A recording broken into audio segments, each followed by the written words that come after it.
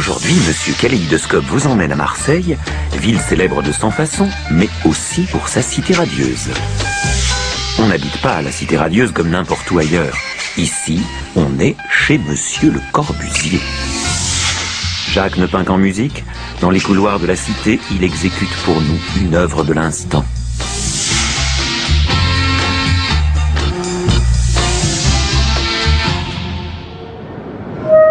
Né des eaux tièdes de la Méditerranée, Marseille a plus de 3000 ans. Port déjà prospère sous les Romains, la ville assoit définitivement sa réputation de centre d'affaires avec la mise en service du canal de Suez au XIXe siècle. Avec plus de 800 000 habitants, Marseille est la deuxième ville de France. C'est dans ce décor épicé et chaleureux qu'une expérience d'immeuble collectif eut lieu il y a à peine plus de 50 ans.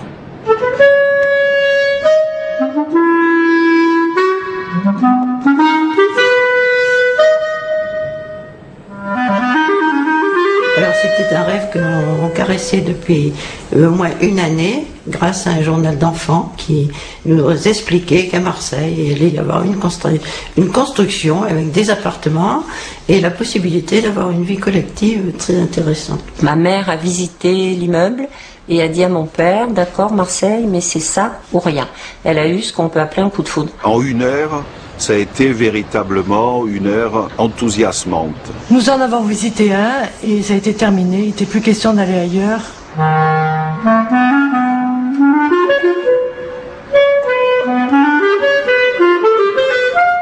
L'ambition était grande. On sortait de la guerre, on l'appela la cité radieuse. Une conception du logement qui allait secouer son temps. Personnellement, j'aimais bien ce corps de béton, ce grand bateau fou qui partait dans le ciel, ça me correspondait. Dès 1945, l'Europe entière est à reconstruire. Le ministre de la Reconstruction demande à l'architecte suisse Le Corbusier de mettre en pratique ses théories contre la densification des villes par la création de cités-jardins verticales. Étant donné le caractère expérimental de la construction, les travaux commencent sans permis en 1947. Pionnier, Le Corbusier conçoit une structure en béton de 132 mètres de long et 56 mètres de haut, à l'intérieur de laquelle, telles des bouteilles dans un casier, on imbrique les appartements. Chaque appartement résulte de l'assemblage de plusieurs modules de base. Les logements ainsi créés s'emboîtent les uns aux autres dans un sens est-ouest propice à la lumière, tandis que les couloirs deviennent rues intérieures dans le sens nord-sud, plus favorable à la pénombre.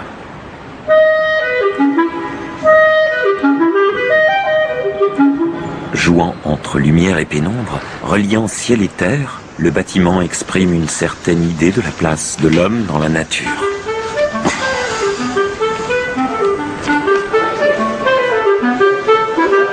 La cité radieuse est d'abord un projet de vie pour tous. Nous sommes les anciens du Corbusier. 50 ans de maison. Messieurs, dames, bonjour. Bonjour. C'est pour la visite? Oui. Ben voilà, je suis à vous. Marie Keller a grandi au Corbu. Passionnée, elle fait visiter l'appartement familial aux nombreux visiteurs qui se présentent chaque jour. Voilà, la lumière s'atténue. Et on a quelque chose de plus feutré, de plus intime. Voilà. Allez-y, je vous en prie, rentrez. Là, vous êtes dans le module de base. C'est une pièce de 32 mètres carrés. En largeur, ça fait 3,66 m, ça correspond au modulor. Vous savez ce que c'est le modulor? Alors le modulor, c'est voilà, c'est l'unité de mesure de Le Corbusier. C'est un personnage qui fait 1,83 m.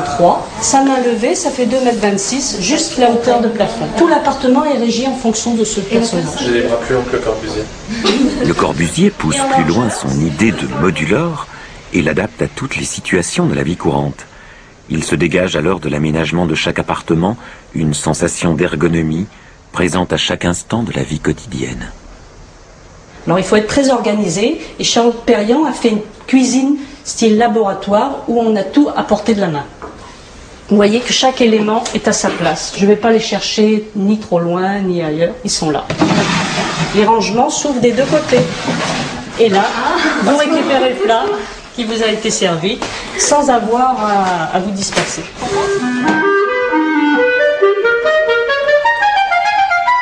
Et bien en plus, ça nous sert de siège.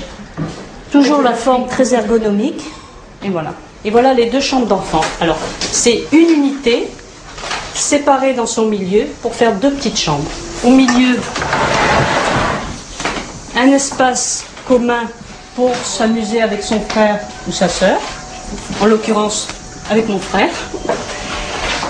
Et puis quand on s'entendait plus ou quand on voulait un petit peu d'intimité, on refermait.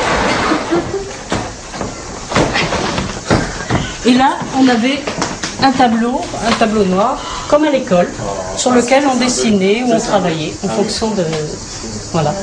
Là, vous pouvez apercevoir des petites photos du toit terrasse. Alors sur le toit terrasse, je vous ai parlé de l'école maternelle, avec côté hiver, côté été.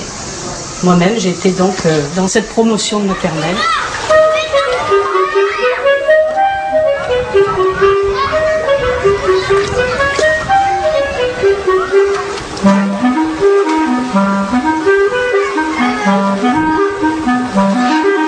C'était un HLM, le Corbusier, au départ. Donc les gens du peuple, les gens qu'on dit aujourd'hui d'en bas, ont été surpris par ces couloirs un peu sombres, ce béton, cette atmosphère. Le Corbusier propose pour chaque appartement un ensemble d'éléments très novateurs. Cuisine à l'américaine, eau courante, électricité, mezzanine et, chose incroyable à l'époque, des prises de télévision. Le budget de la construction est largement dépassé. Inauguré en 1952, le bâtiment déroute et heurte les mentalités qui ne sont pas encore prêtes. L'État a vendu tous les appartements à des gens qui étaient sinistrés. C'est là, ces gens-là étaient des Marseillais qui n'étaient pas forcément férus du Corbusier. Ils connaissaient pas le Corbusier, mais par contre, ils aimaient bien leurs habitudes de petits cabanons. Ce grand immeuble, ils comprenaient pas beaucoup.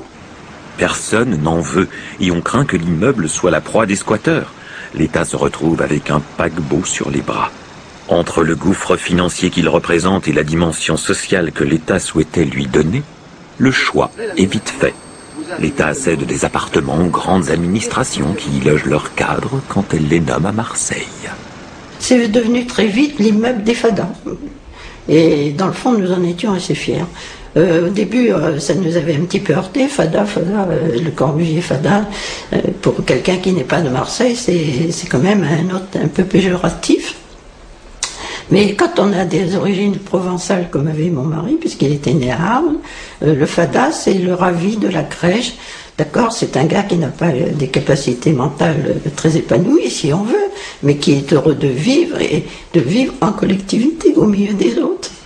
Et nous, c'était ce qu'on demandait.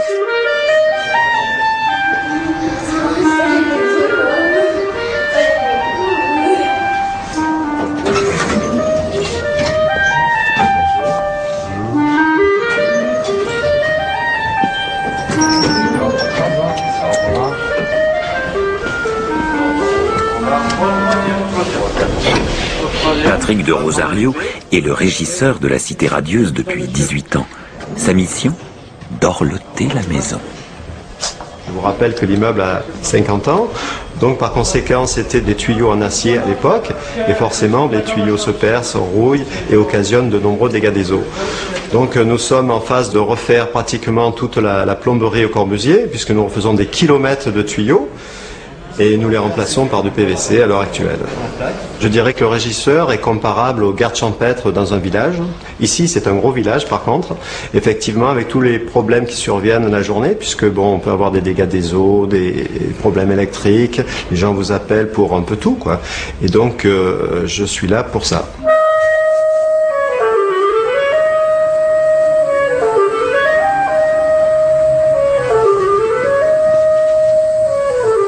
Le bâtiment représente ce que le Corbusier appelait la cité-jardin verticale au cœur de la verdure, en opposition à la cité-jardin horizontale qui est constituée de pavillonnaires qui grignotent petit à petit le paysage et l'espace.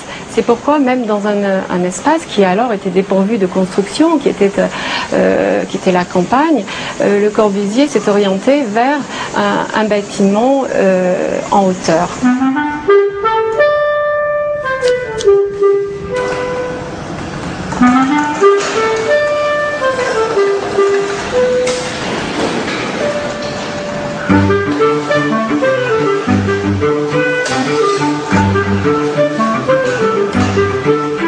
Fidèle à cette idée de réunir vie individuelle et vie collective, les ascenseurs de l'unique hall s'apparentent à un transport en commun, desservant les 9 rues identiques de l'immeuble.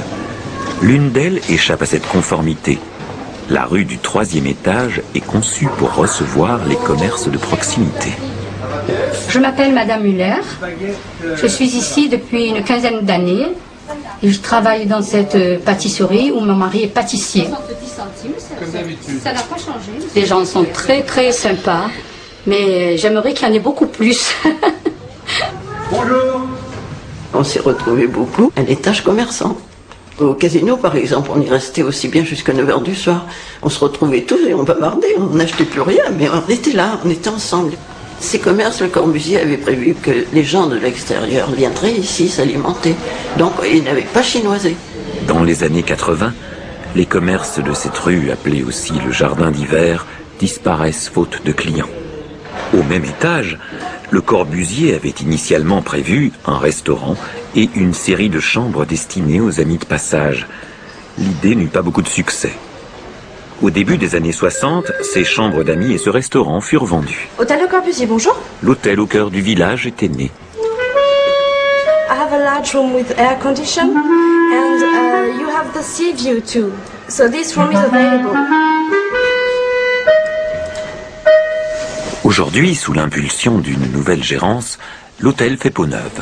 Nous nous sommes portés acquéreurs de cet hôtel avec la ferme intention de lui redonner l'authenticité qu'il doit avoir par rapport au lieu Le Corbusier, c'est-à-dire redonner à un lieu l'aspect non pas originel, puisque ça n'a jamais été décoré par Le Corbusier, mais surtout redevenir le cœur de la cité radieuse, le cœur de vie, le lieu du village où les gens se rencontrent, où ils viennent discuter passionnément de la vente du gymnase, de la dernière fête sur le toit. Et je crois que peu à peu, le pari se réussit. C'est tout naturellement que Le Corbusier installe au 8e étage de son village vertical une école maternelle pour les enfants de cette machine à habiter.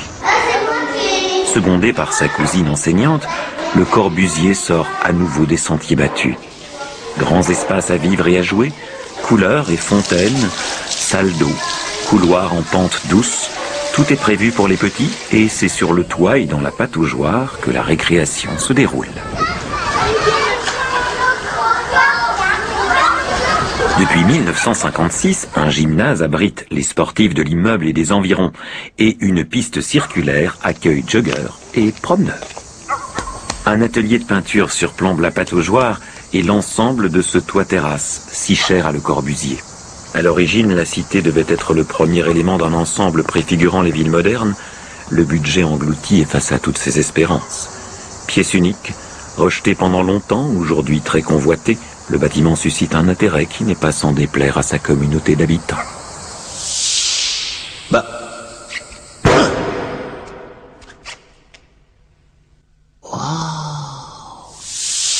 Nous sommes au Corbusier depuis 1 an. Je suis au Corbu depuis 11 ans. Depuis plus de 30 ans. J'habite au 502 depuis 1953. Je suis au Corbu depuis 3 semaines. Nous sommes au Corbu depuis 3 heures. Un jour, quelqu'un, je ne sais même pas qui, a mis dans le hall « Réunion ce soir sur le toit ». Alors on a décidé de faire une association. L'association le 14 janvier 53. C'est celle qui fonctionne toujours. Il y avait un noyau de gens, de fanatiques, tout de suite, qui s'est créé. Et ces gens-là, qui étaient souvent proches les uns des autres, politiquement parlant, si vous voulez dire, ils ont créé tout de suite un noyau et ils ont pris un peu la mainmise sur Le Corbusier. C'était leur maison, ils faisaient des réunions. L'association rassemble les habitants qui le désirent, qu'ils soient propriétaires ou locataires. Notre rôle est aussi de faire rentrer l'extérieur à l'intérieur par le biais de fêtes ouvertes au public, ce qui marche très très bien et qui intéresse autant les gens de l'intérieur que de l'extérieur, ce qui permet de se connaître et qui est très intéressant. Le hall, véritable place publique, peut, à l'occasion, servir de galerie d'exposition. Et chaque membre de l'association peut proposer une activité, dès lors qu'il en assume la charge. Au revoir. Alors c'est vrai que le mode de vie dans l'unité d'habitation de Marseille et donc la cité radieuse peut être vécu en fait très différemment. Soit effectivement il y a une participation à la vie collective par le biais de des activités de l'association des habitants, soit au contraire on peut être totalement isolé, comme dans n'importe quel immeuble, on peut vivre au milieu de 1000 autres habitants en fréquentant personne. En 2001, Katia Imbernon a ouvert une librairie d'art dans la cité. Elle y prend goût au point de s'y installer complètement peu de temps après. Alors l'idée d'habiter au Corbusier, mon mari en particulier l'a toujours eu, puisqu'il est marseillais depuis de nombreuses années, architecte et historien et enseignant à l'école d'architecture. Donc à Marseille, habiter le Corbusier, pour lui, c'était presque indispensable. Et par un concours de circonstances, et je crois aussi le soutien de quelques personnes ici au Corbusier, on a eu l'opportunité et la chance d'emménager le 1er décembre 2002 dans cet appartement. C'est le résultat de certains plaisirs, certains choix. J'habite et je travaille dans l'immeuble, je fais même ma gym au 9e également, mais j'en sors, je vous rassure.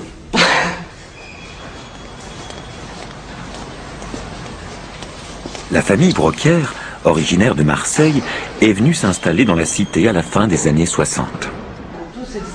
Cet appartement, on l'a entièrement refait quand on l'a acheté, mais on l'a refait en l'état, si on peut dire, en le modernisant, en le rajeunissant, mais les volumes sont tellement bien pensés. Alors, en haut, en prenant l'escalier, qui là aussi est totalement d'origine, on se trouve en face d'un module qui est un peu atypique. D'abord parce que cet appartement est atypique, bien que le Corbusier l'ait créé d'origine comme ça. C'est-à-dire qu'il est beaucoup plus grand que les autres, il fait 200 mètres carrés. Mais nous, à l'intérieur de cet étage-là, nous avons fait tomber beaucoup de cloisons pour essayer de récupérer au maximum la lumière, de manière à ce que l'appartement soit inondé de soleil par l'ouest, c'est-à-dire au soleil couchant et qui à Marseille est très lumineux.